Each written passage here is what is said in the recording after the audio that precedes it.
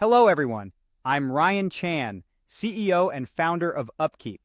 In today's video, we'll be decoding the world of asset depreciation and why it is vital to your business operations. We'll explore concepts like straight-line depreciation, capital and operating expenditures, and the different types of depreciation expenses. By the end of this video, you should have a better understanding of how to track the value of your assets and how this impacts your bottom line. So let's jump right in. When we talk about depreciation, we're generally referring to one of two things. It could be the actual decrease in the value of a particular asset, like a machine used on a production line that decreases in value year after year.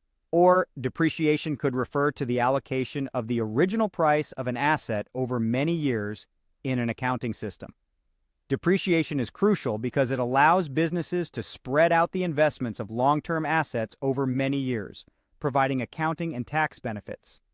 As the value of an asset decreases over the years due to wear and tear, the amount shown on an accounting balance sheet will affect annual income. Now let's talk about capital expenditures. These refer to the money a business spends on equipment, assets, or services that it expects to use for more than 1 year. These might include machines that operate in a facility or on a production line, physical expansions or renovations to a building, trucks or other vehicles used to ship items to customers, or hardware investments including computers and technology systems. Once the equipment or asset starts to operate, it is usually depreciated over time, allowing businesses to spread the cost over its expected life. But how do capital expenditures differ from operating expenditures? Well, operating expenditures are the smaller expenses needed to run a business daily. These may include things like building rent, utility bills, wages and salaries, taxes, or travel expenses. While operating expenditures are tax-deductible during the year they are incurred, capital expenditures are not. Businesses can use these two accounting categories to their advantage if they have particular challenges. So, what can be depreciated? Just about any major piece of tangible property, as well as some intangible property, can be depreciated over time.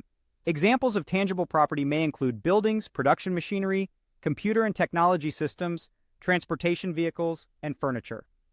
According to the Internal Revenue Service, businesses may also depreciate particular intangible assets like copyrights, computer software, and patents.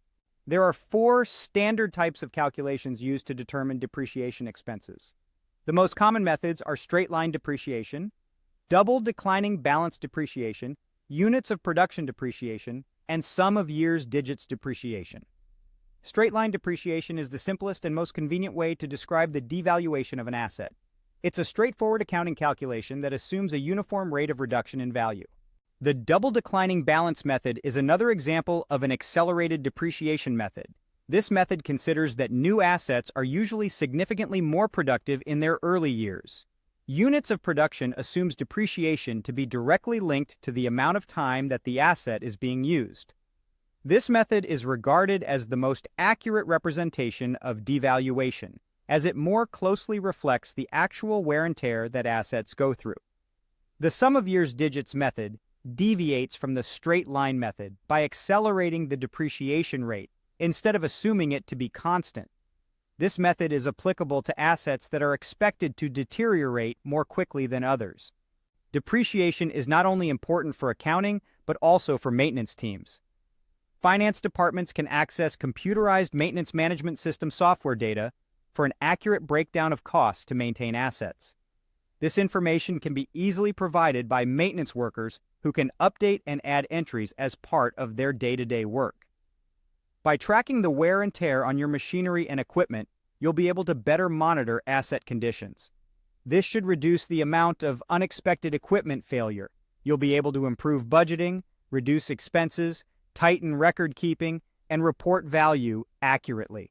Understanding asset depreciation is an important part of running any business. Remember that asset depreciation applies to capital expenditures, or to those pieces of equipment or machinery that will be used over the course of several years to generate income for your organization. By integrating both maintenance and accounting data into an overall system, companies will have powerful tools to help draw an extremely accurate picture of the value of its assets over time, as well as the costs of maintaining and replacing them at the end of their life. Thank you for watching this video. We've covered the importance of understanding asset depreciation, the difference between capital and operating expenditures, and the types of depreciation expenses. Remember, tracking the value of your assets impacts your bottom line. If you found this video helpful, please subscribe to our channel. For more resources and tools to help your maintenance and reliability teams be more successful, visit our website at upkeep.com.